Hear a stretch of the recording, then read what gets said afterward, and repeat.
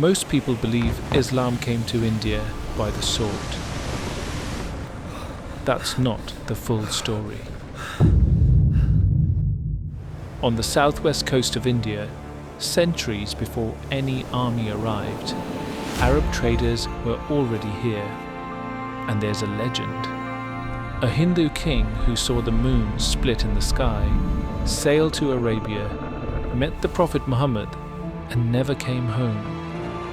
That story has three versions.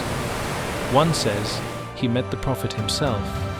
The record says something different, and one historian thinks the truth is somewhere in between.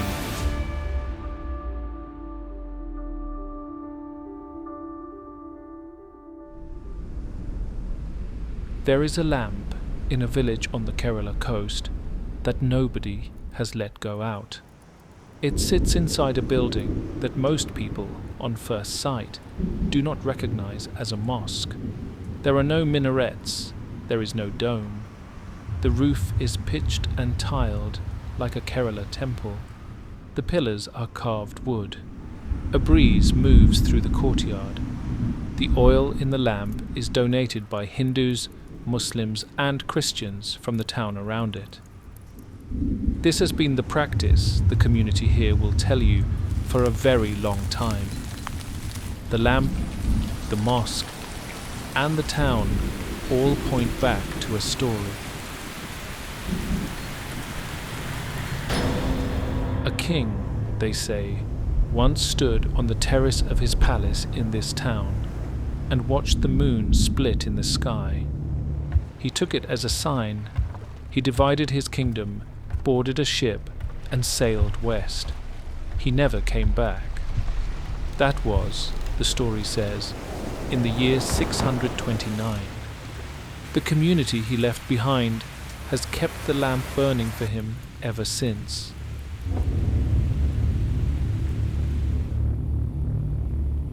To understand the world the story was told in, we have to step back from it. The coastline we're looking at is the Malabar, the long, narrow strip of southwest India between the Western Ghats and the Arabian Sea. Today, it's Kerala. For most of recorded history, it has been something else too. A port. In the 1st century of the Common Era, a Roman naturalist called Pliny the Elder wrote a book about the known world. When he came to India, he named one port above all the others. Primum Emporium Indiae, he called it, the foremost emporium of India. He called it Muzeris.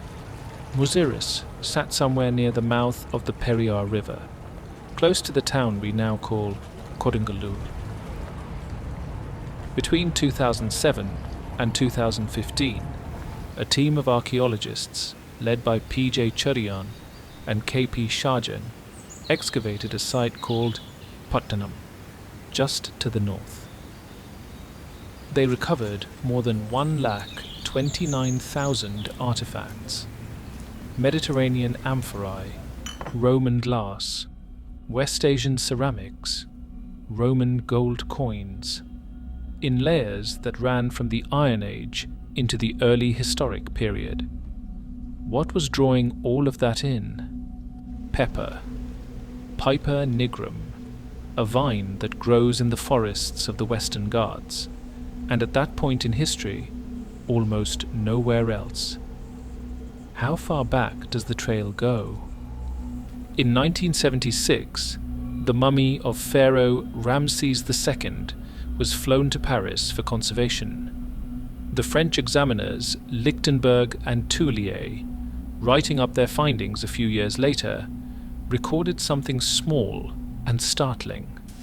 Inside the pharaoh's nostrils, the embalmers had packed black peppercorns, Piper nigrum, the species that only grows in South India.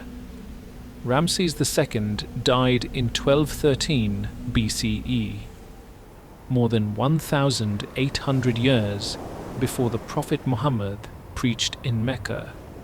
A peppercorn grown in Kerala had already reached the Nile. By the 6th century, Arab merchants from Yemen, Oman, and Hadramaut were part of the Malabar trade. We know this partly from a single surviving line in the Mu'allaka of the pre-Islamic poet Imru al-Qais, who compares the droppings of white antelope to peppercorns. Kerala pepper had entered Arabic poetry before Islam did. The coastline was never isolated. For half the year, the monsoon blew Westerners into it, whether they meant to come or not. For the other half, it blew their ships home. This is the coast the legend arrives on. Not an isolated kingdom, a port.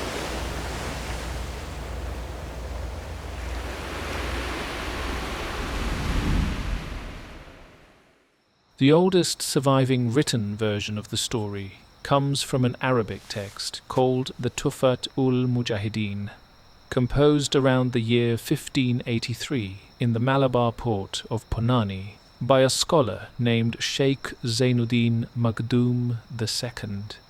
The text tells the story like this. A king of the Chera dynasty, ruling from his capital at Kodungallur and carrying the dynastic title Cheraman Perumal, the Great One of the Cheras, was on the terrace of his palace one night when he saw the moon in the sky above him split apart. He was troubled by what he had seen. The next morning he asked the Arab traders anchored at his harbour what it could mean. They told him of a prophet who had risen in Arabia, a man called Muhammad, and they told him that the splitting of the moon was one of the signs attributed to him. The king, according to the tradition, divided his kingdom among his nobles, boarded a ship with a small party of companions, and sailed to Arabia. He reached Mecca. He met the prophet. He accepted Islam and took the name Tajuddin. He never reached home. The tradition says he fell ill on the return journey and died somewhere on the coast of Arabia. The place most often named is what is now Salalah in Oman. Before he died, he asked his companions to carry his wishes back to Kerala. Those companions, the tradition continues, were led by a man named Malik ibn Dinar. They returned to Kodungallur. They were received by the king's former nobles, and they raised, in the old Chera capital, a mosque. That mosque, the story says, was raised in the year 629. This is the account that has been carried in Mappila memory for centuries. It is recited at weddings.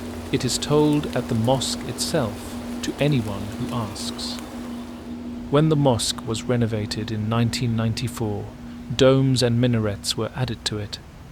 And when the architect Benny Kuriakos completed the restoration in 2022, those additions were taken back off, and the building was returned to what is understood to be its original Kerala vernacular form. This is the story the coastline has told about itself for a very long time.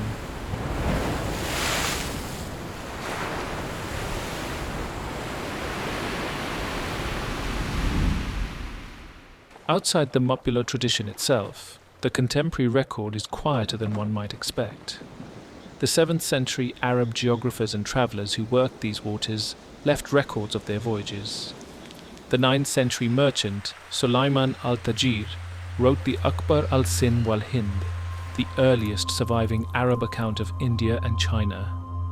Al-Masudi, in the 10th century, compiled the Murj al-Dahab. Ibn Battuta, in the 14th, spent time on the Malabar coast and described the Mappila communities he encountered there. All three describe Kerala's pepper markets, its Muslim neighbourhoods, its mosques, its coastal politics. None of them mentions a king from this coast who travelled to Mecca to meet the Prophet. That absence is not, by itself, proof of anything. Arab writers did not always record what they were not invited to. But the silence is consistent, and it is long. The earliest written version of the legend we have is the Tuhfat-ul-Mujahideen, composed in 1583. A somewhat older Arabic manuscript, the Qisat Chakravarti Farmad, preserved in the British Library, is generally thought to predate the Tufat, but it too is medieval, not ancient. The best scholarly edition is by Johann Friedman, published in 1975. Between the year the legend names, 629, and the earliest surviving text that tells it, the gap is close to 900 years. Then there is the building itself. In 2003, the architectural historian Mehrdad Shukuhi published a study of the Islamic architecture of South India. He examined the fabric of the Cheraman Juma Masjid, the pillars, the masonry, the roof construction, the framing of the prayer hall, and concluded that nothing in the surviving structure is older than the 14th century. The building, in its earliest surviving form, was raised, he argued, in the 14th or 15th century. In 2018, the historian Sebastian Pranger, working at the wider trade history frame in Monsoon Islam, came to the same architectural conclusion and added a layer. The Mapula community of the 13th and 14th centuries, he argued, had good reason to want an older founding story than the evidence on the ground could supply. It anchored a community already established in land it had held for generations. What the evidence leaves in place is a coastline that had been in contact with Arabia for more than 1,000 years before Islam, a community that has been settled here for many centuries, a legend that names a year the surviving Arab record does not confirm, and a mosque that is unquestionably old, but perhaps not as old as the date in its founding story. The question is whether anything survives from the centuries the legend is reaching for that does not depend on someone remembering it. Anything engraved, anything dated. There is. In the year 849 of the Common Era, a Chera king named Stanu Ravi Kulashekara issued a royal grant. It was engraved on 5 copper plates, hole-punched at the corner, and threaded onto a seal ring. The plates were written in Old Malayalam and Middle Tamil, in the regal script of the Chera court. The grant conferred privileges of land, of trade, and of revenue on the Tarisapalli church at Kollam, and on the Syrian Christian merchant who administered it, a man named Maruvan Sapir Iso. A Chera king, in other words, engraving a grant in favor of a Christian merchant and his church, and fixing the terms in copper. The decisive detail is on the last plate. At the bottom of the 5th plate are the signatures of the witnesses who stood by the grant. They are written in 3 scripts: Arabic in the Kufic hand, Middle Persian in cursive Pahlavi, and Judeo-Persian in the square Hebrew letters. In the year 849, more than 2.5 centuries before the Delhi Sultanate is founded on the other side of the subcontinent, a Hindu king on the Kerala coast is granting land to a Christian church. Muslim, Persian, and Jewish merchants are standing as witnesses to his decree. They are writing their names in their own languages on the king's plate, under the king's seal. This is the hardest surviving evidence we have of how Islam settled into this coastline, not through a king's conversion, through a merchant's signature. The community this points to is one that entered the coast through trade and stayed through marriage. Arab merchants married local women. Their children grew up speaking Malayalam in their mother's language and Arabic in their father's. A new community was formed and a name found for it: Mapila, most commonly glossed as son-in-law or honoured guest. When the Portuguese arrive in 1498 and begin burning pilgrim ships in pursuit of a pepper monopoly, it is the Mapila admirals of the Hindu Zamarin of Calicut the Kunyali Marakas, who fight them at sea in the Zamorin service for more than a century. And it is from within that community, defending its coastline in 1583, that Sheikh Zainuddin Makhdum takes up his pen to write the Tufat-ul-Mujahideen. The book was not neutral history. It was an exhortation addressed to the Muslim community of the Malabar to hold the line against a Portuguese campaign that was breaking their trade, their shipping, and their mosques. That is the book that carries the Cheraman Perumal story down to us, composed by a community under pressure at a moment when a founding story bound to a Hindu king who had personally made them welcome was something the community badly needed on the page. If the 9th century plates are the flaw, there is still the question of who, if anyone, the departing king could have been. The most considered academic answer comes from the historian M.G.S. Narayanan, whose Bidamars of Kerala remains the landmark study, and from the earlier work of Elamkulam Kunyanpilla. Narayanan's argument, in brief, is this: if a Chera king did at some point depart, the most plausible candidate is not a 7th century contemporary of the Prophet. It is Rama Kulasekara, the last Perumal of Mahodayapuram, who ruled from roughly 1089 to 1122 AD. Rama Kulasekara's reign ended with the dissolution of the Second Chera Empire. His final disappearance from the record is not securely dated, but the Kerala political order he had held together did not outlive him by long, and the earliest securely dated Islamic inscription anywhere in Kerala is at a mosque in Madai in the northern Malabar, which carries the year 1124 AD. 2 years, in other words, after the last Chera king of Mahodayapuram disappears from the political record. Narayanan's reading, which is now the mainstream scholarly position, is that the figure of the departing king in the Mappila tradition may carry the historical memory of a 12th century event, retold over centuries until it came to rest in the far more theologically meaningful 7th century, the age of the Prophet himself. There are other versions of the departing king in Kerala memory. The Brahmanical Keralolpathy tradition places a king's departure in the year 332 AD, 3 centuries before Islam existed.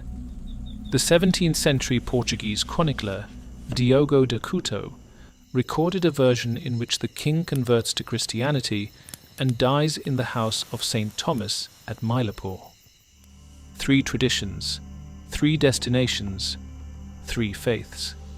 The figure of a last Chera who had vanished by sea was already present in Kerala folk memory long before any one tradition took hold of him. The lamp is still lit. The monsoon still blows. The same wind that carried Arab dhows into Kodungallur in the 9th century carries fishing boats in and out of Kerala harbours now. The pepper in the market at Kodungallur is still Piper nigrum. The same vine that entered Egyptian embalming chambers 3,000 years ago is still shipped out of this coastline today. There are 3 scripts on a copper plate in a Kerala archive. They were engraved in the year 849. A Hindu king's seal, a Christian church, Muslim, Persian, and Jewish merchants writing their names in their own scripts. That much is in the record. What happened on one night in 629 is not in the record. But what happened over centuries on this coastline is. This was not a shore that belonged to only one story. It was a shore where trade became settlement, settlement became family, and different faiths learned to live under the same monsoon sky. Maybe that is why the lamp is still burning.